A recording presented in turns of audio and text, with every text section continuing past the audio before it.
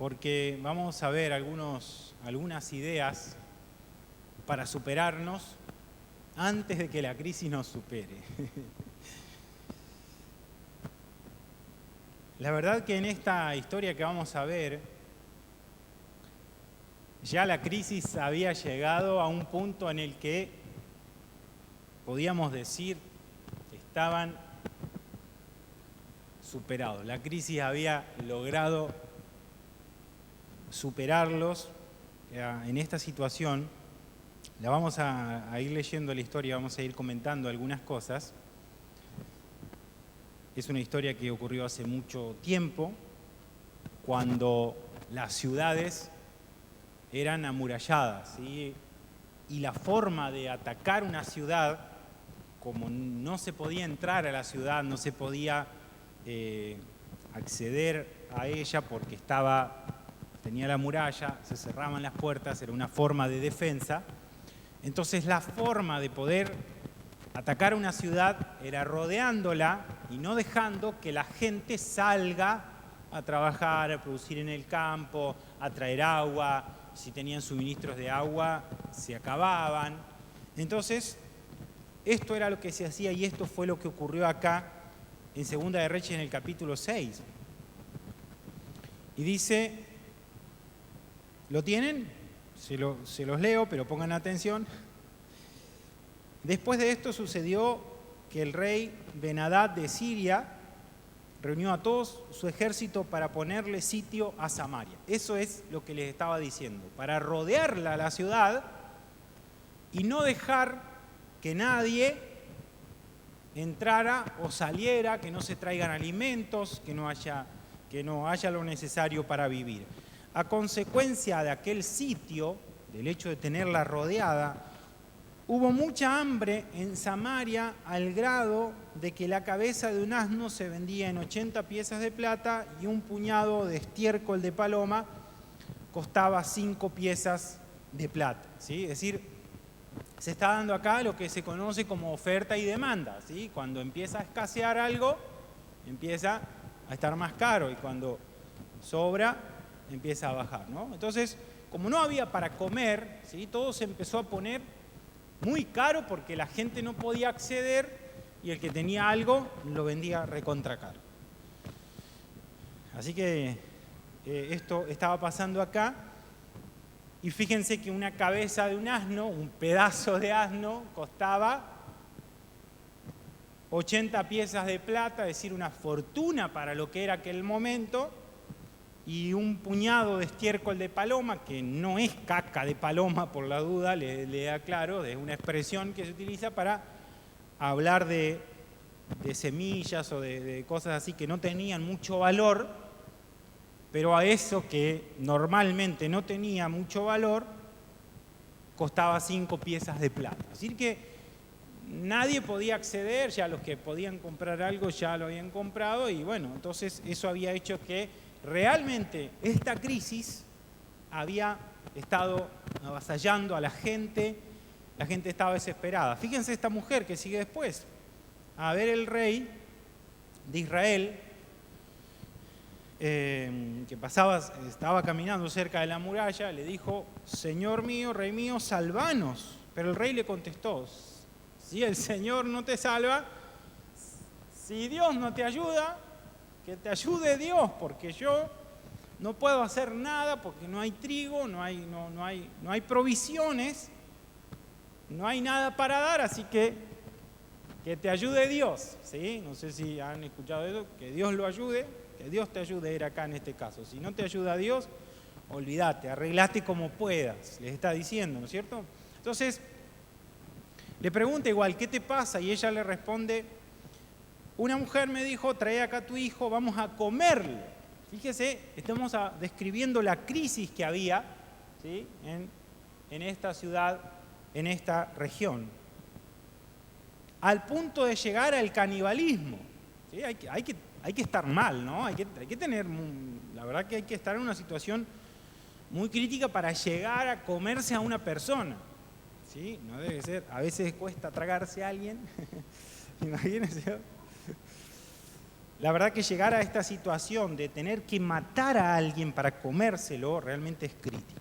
Y más matar a un hijo para comértelo. La verdad que esto cuesta entenderlo, pero la verdad es que hicieron un arreglo y le dijeron, mira, hoy comemos a mi hijo, mañana comemos al tuyo. Mataron al hijo de una de las mujeres, que es esta, y al otro día cuando iban a matar a la otra, claro, la otra no pudo matar a su hijo, lo escondió, y esta estaba desesperada porque había matado el de ella, pero ahora no podía matar al de la otra. Una cosa realmente terrible, pero eso es lo que estaba pasando. Cuando oyó esto, las palabras de aquella mujer, el rey se rasgó las vestiduras y así pasó por la muralla, ¿sí? Se rasga las vestiduras, se pone en estado de luto, significa así, y camina ya por la muralla en esa situación de estado de luto. Pero ¿qué dice el rey? Que Dios me castigue, y más aún si no le cortó hoy mismo la cabeza a Eliseo, hijo de Josafat.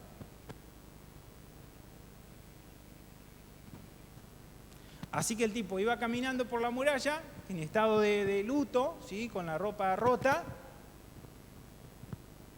diciendo que Dios me castigue si no le corto la cabeza a Eliseo. ¿Quién era Eliseo? Para el que no sabe quién era Eliseo, era el que predicaba la palabra, era el profeta de Dios, era el que enseñaba lo que Dios quería, lo que Dios decía.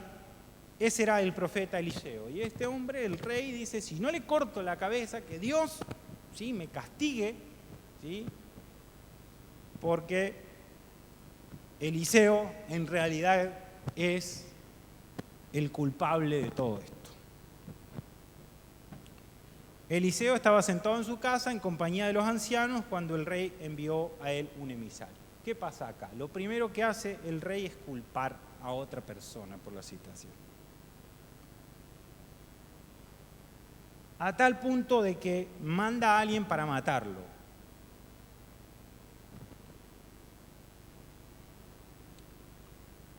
Nunca el rey se puso a pensar si a lo mejor él tenía algún tipo de responsabilidad, o a lo mejor todos, o a lo mejor en conjunto el pueblo había hecho algo mal para que les esté pasando eso. ¿Qué es lo que hace? Automáticamente, que Dios me castigue si no le corto la cabeza, porque es por ese desgraciado es que a nosotros nos está pasando todo esto que nos está pasando ahora. ¿Sí? Y déjenme decirles que la situación la crisis que ellos están pasando responde a que Dios les está queriendo enseñar algo a ellos, ¿sí?, porque se habían alejado de Dios, el rey se había alejado de Dios, la nación entera se había alejado de Dios, y Dios los estaba llevando por ese lugar para hacerlos volver, para que ellos aprendan, para que ellos entiendan que Dios era la fuente de su provisión, que Dios era quien tenía que ser adorado. Entonces, acá el culpable no es Eliseo. Solamente, en todo caso, habló la palabra de Dios, pero no era el culpable, ¿sí?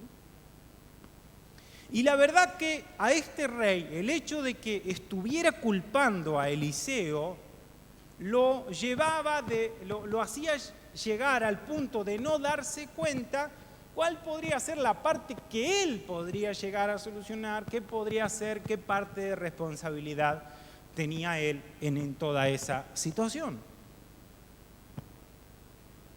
Y todos podemos pasar por alguna crisis, a veces porque Dios está detrás. La verdad es que a veces Dios nos mete por caminos para enseñarnos cosas.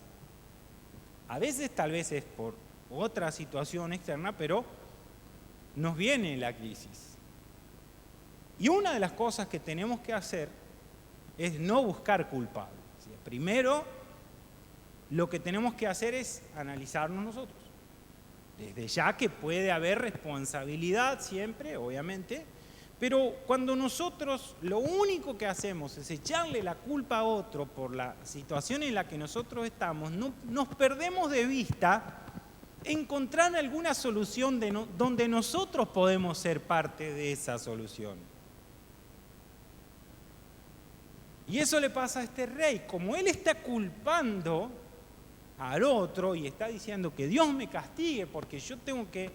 O sea, pensaba que matando a ese profeta iba a obtener alguna solución y la verdad que estaba totalmente equivocado por eso que estaba pensando. Y yo creo que muchas veces nosotros nos pasa un poco esto, que bueno, frente a una crisis nos cuesta mirarnos a nosotros y decirnos, bueno, a ver, ¿qué parte puedo solucionar yo? ¿Cuál podría ser mi responsabilidad? ¿Qué podría yo aportar para que en esta crisis yo pueda salir adelante? Yo pueda ser diferente. Porque puede ser que Dios me esté llevando, que Dios me esté enseñando algo, o simplemente por como dice la Biblia, que a los que aman a Dios todo le ayuda a bien. Es decir, yo puedo encontrar algo en medio de esa crisis que me ayude a superarme y no que esa crisis, como a este rey, lo termine superando a él, porque la verdad se estaba complicando absolutamente todo por no poder encontrar una solución. Y no la encontraba precisamente porque estaba echándole la culpa a otro. Y esto es muy importante que nosotros lo entendamos, porque si estamos culpando a los demás, no podremos encontrar nosotros un camino de solución en algo que tal vez puede que nosotros tengamos toda la responsabilidad o un poco, pero nosotros podemos ser protagonistas de ese cambio o de esa solución, de esa situación de nuestra vida. Así que entonces no tenemos que buscar culpables, ¿sí?, sino primero tratar de mirar nosotros qué podríamos hacer para mejorar en esa situación. Ahora, miren lo que sigue pasando. Vamos al versículo 32. Eliseo estaba sentado en su casa en compañía de los ancianos. Yo me pregunté qué habrá estado haciendo con los líderes de la ciudad, con los ancianos, porque no era solo el rey, sino que los ancianos. Y yo me imagino que Eliseo realmente estaba compartiendo tal vez la palabra, estaba enseñando, estaba hablando de fe tal vez.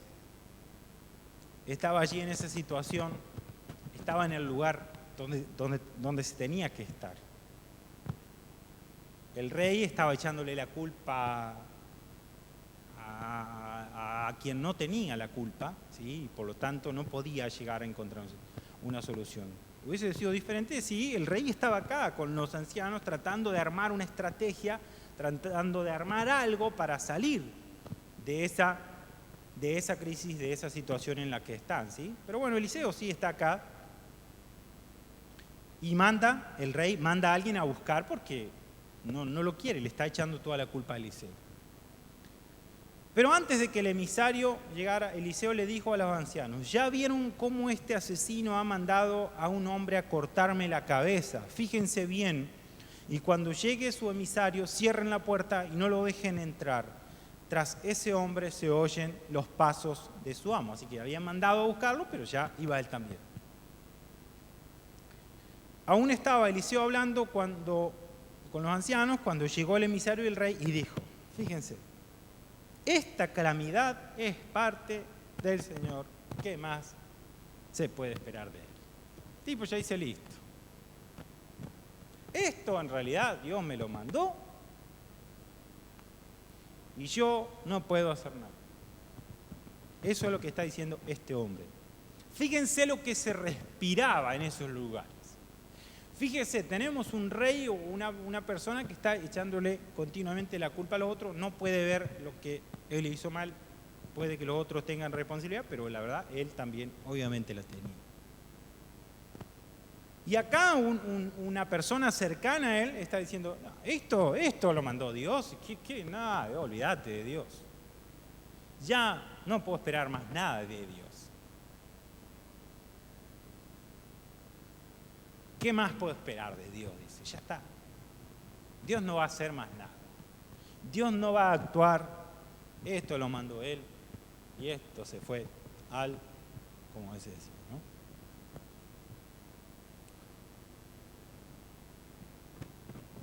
Este mensajero se está rebelando contra Dios. Es distinto al otro, que también es rebelión contra Dios, pero esto ya es directo ya. O el otro por lo menos le echa la culpa al profeta, también era casi lo mismo, pero acá ya directamente es con Dios la cosa. Le suele pasar mucho esto a personas que de pronto, por ejemplo, les muere un ser querido.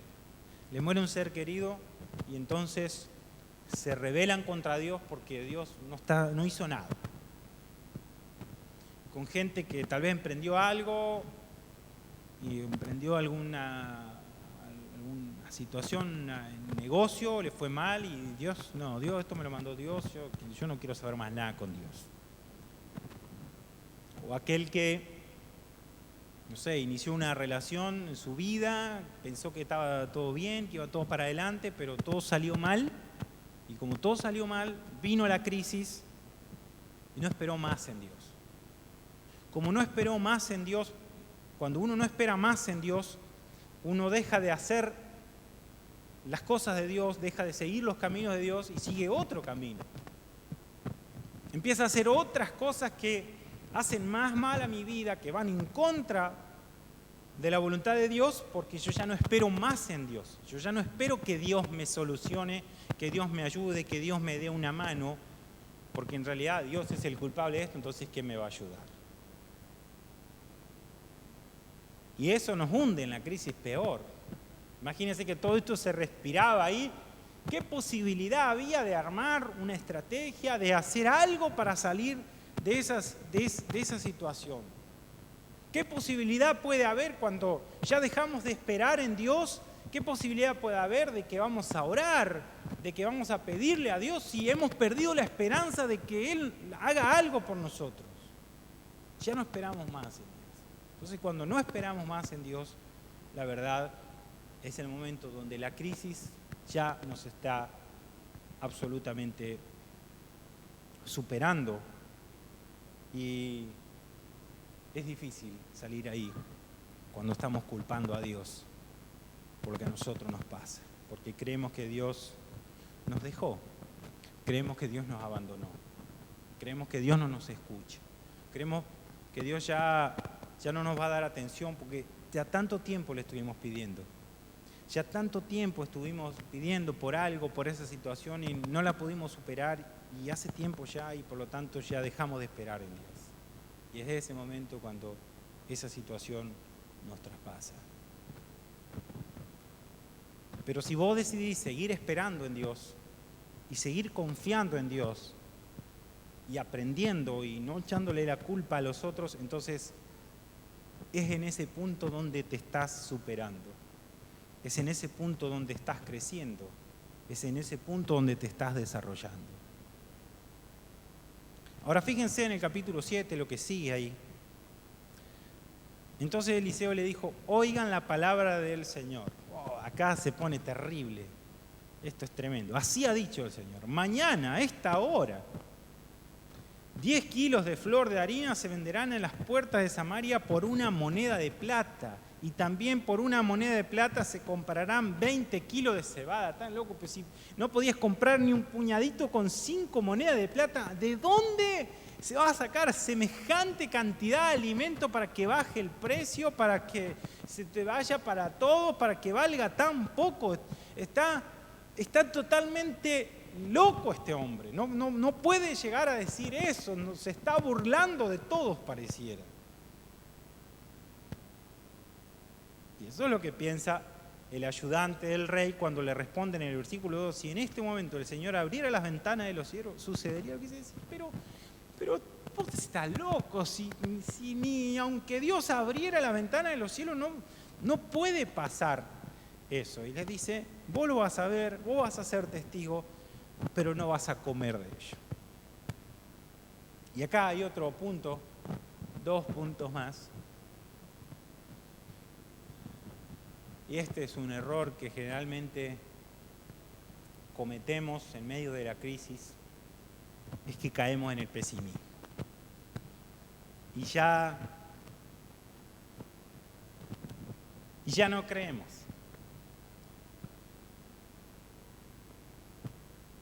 No importa lo que alguien nos venga a decir, porque saben, Dios es tan bueno con nosotros que en algún momento siempre de alguna otra forma viene el ánimo, viene la palabra, si realmente nosotros estamos interesados en Él, y a veces ni estamos interesados, pero igual Él en su misericordia, viene la palabra de ánimo, pero como nos hemos vuelto pesimistas y vemos todo negativo, por más que alguien nos dice, no, pero mirá, pero va a haber una solución. Va a haber una solución. No, eso no puede pasar. No hay una solución para mí. Y la verdad que Dios es especialista en intervenir en esos momentos donde no hay solución. ¿Por qué hace eso Dios? Porque en realidad Dios quiere mostrar que es Dios. Porque si en realidad todas las veces que hay una solución que puede ser humana, donde yo voy y actúo y lo hago, entonces actúe yo, y Dios muchas veces nos deja así la situación y la resuelve de esa manera, pero lo hacemos nosotros. Pero hay otros momentos en los que es Dios el que va a actuar directamente y no somos nosotros, y es en ese momento donde nos quedamos sorprendidos porque en realidad por nuestro esfuerzo humano no hubiésemos podido llegar a salir de esa situación. Y es que es Dios interviniendo. Pero acá lo que nos enseña esto es que si nosotros nos quedamos en el pesimismo, nos puede ocurrir que nos perdemos ese momento, esa situación, esa resolución de la situación, porque hemos caído en decir, no puede ser, la verdad, esto no va, no es así, yo no creo, ya está todo dado. Y no tenemos entonces, por lo tanto, no tenemos fe. Y acá el punto es que nosotros necesitamos desarrollar nuestra fe. La Biblia dice que la fe es mucho más preciosa que el oro. La fe es mucho más valiosa que todo el dinero que puedas lograr con tu esfuerzo. De hecho, acá la fe significó más allá de todo lo que esta gente tenía en ese momento. Fue la fe en esa intervención de Dios, en esa declaración de Dios, fue la fe la que hizo que se abrieran literalmente las puertas de los cielos. Yo creo que acá el hombre clave es Eliseo, porque él está creyendo en la palabra de Dios, pero nos muestra que aquel que no creyó, aquel que se burló, no pudo ver la bendición de Dios. Y es por eso que nosotros tenemos que ocuparnos de nuestra fe, desarrollar nuestra fe. De esa forma es que nosotros vamos a, en medio de la crisis, poder transitarla y poder superarnos en esos momentos, en esa crisis por la que nosotros estamos pasando. Yo no sé cuál es tu crisis. Yo no sé si tu crisis pasa por una situación de tal vez de tu familia, o tal vez de tu estudio, tal vez de tu trabajo, tal vez espiritual, tal vez hay una crisis por la que estás pasando.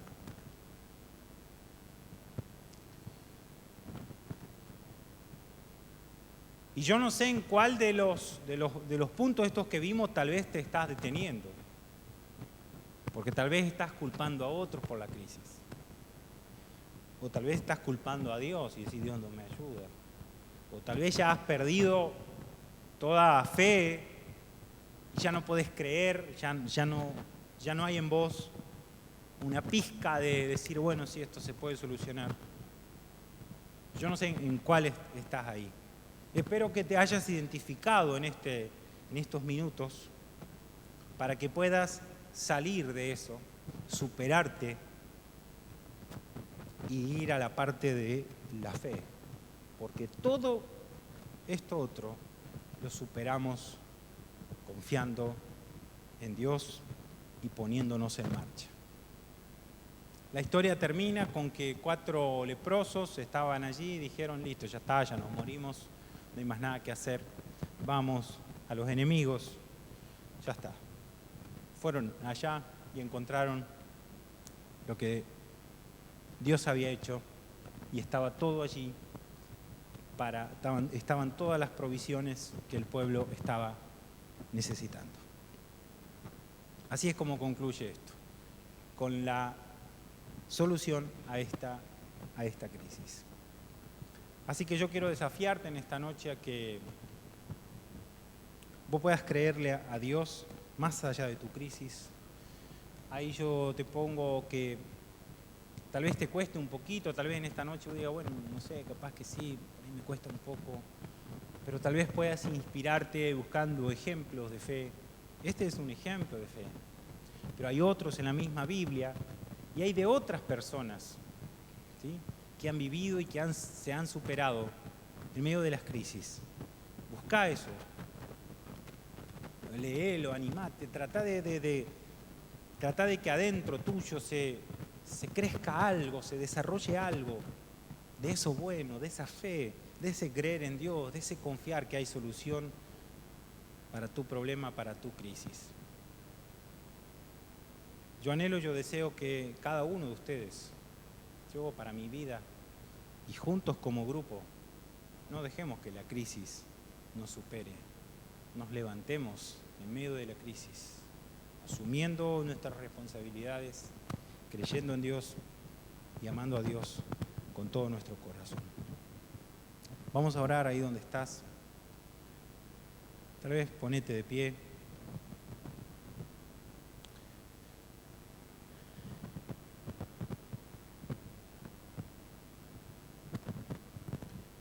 Yo te quiero decir por esto que está escrito acá,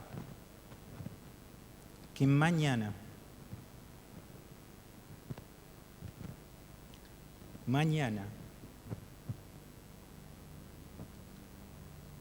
hay una solución para tu crisis. Porque el profeta declaró y dijo, oigan la palabra del Señor, así ha dicho el Señor, mañana. Ese mañana lo maneja Dios, ese mañana, porque Dios está fuera del tiempo, pero hay un mañana de solución para tu vida. Hay un mañana de fe, hay un mañana de esperanza, hay un mañana donde aquello que crees que es imposible se va a realizar. Hay un mañana donde esa locura de las ventanas de los cielos abiertas, hay un mañana donde va a ocurrir, hay un mañana donde va a venir. Hay un mañana donde va a estar la solución para tu crisis, para tu necesidad. Pero yo te desafío que creas a ese mañana, que no digas, no, ya está, no. Quita esas palabras de tu boca y decí, yo creo que mañana vendrá esa solución. Puede ser mañana literalmente, puede ser pasado, puede ser esta semana, puede ser en unos días, pero el mañana está. Yo creo en Dios, en fe, que ese mañana existe. Ese mañana de la solución, ese mañana donde se termina la crisis y se abren las puertas de los cielos sobre tu vida, sobre mi vida, ese mañana existe, ese mañana es real, ese mañana por la fe se afirma en mi corazón. Esta crisis es hoy, es transitoria, pero viene mañana, hay un mañana y en ese mañana hay que creer, en ese mañana hay que confiar.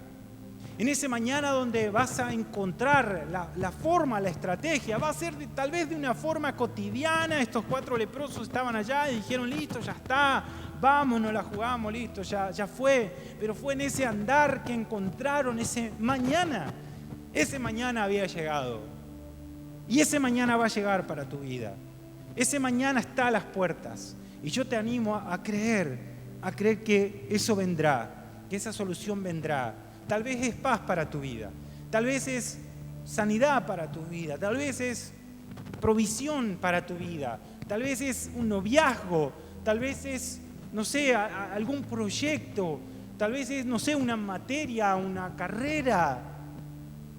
Pero si vos te permaneces y si aprendés a crecer en medio de esas crisis, el mañana vendrá en el nombre de Jesús. Yo te doy gracias, Señor, porque hay una palabra de fe para nosotros. Hay una palabra de fe.